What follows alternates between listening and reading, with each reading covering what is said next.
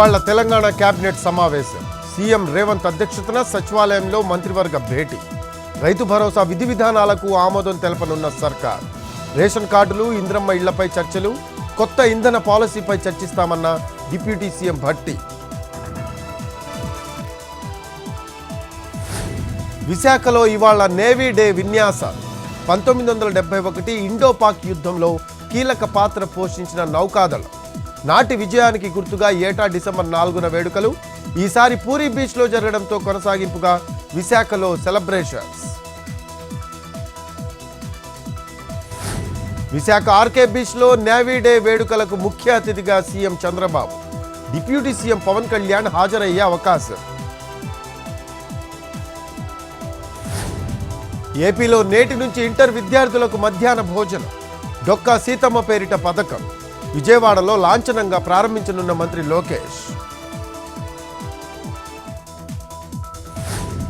తమిళనాడులో రెండో రోజు కొనసాగుతున్న ఈడీ సోదాలు. రాష్ట్ర మంత్రి దురై మురుగన్, డిఎంకే ఎంపీ కతీర్ ఆనంద్ సహా బంధువుల ఇళ్లలో తనిఖీలు. చెన్నై, కోయంబత్తూరు సహా 10 చోట్ల దాడులు.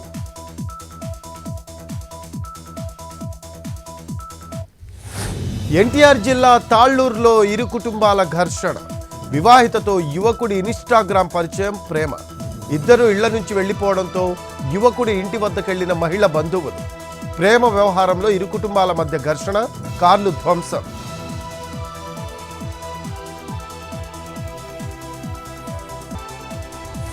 అల్లూరి ఏజెన్సీ ప్రాంతాలను వణికిస్తున్న చలి. అత్యల్పంగా జీ మాడుగులలో 5 డిగ్రీల ఉష్ణోగ్రతలు పడిపోవడంతో స్థానికుల అవస్థలు. చలిమంటలు వేసుకుంటున్న ఏజెన్సీ వాసులు. దట్టంగా పొగమంచు కురుస్తూ ఉండడంతో వాహనదారుల కష్టాలు.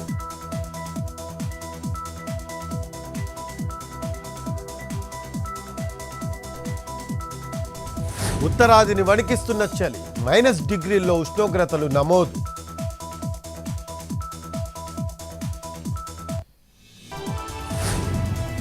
తెలుగు రాష్ట్రాల్లో పెరిగిన బంగారం ధరలు.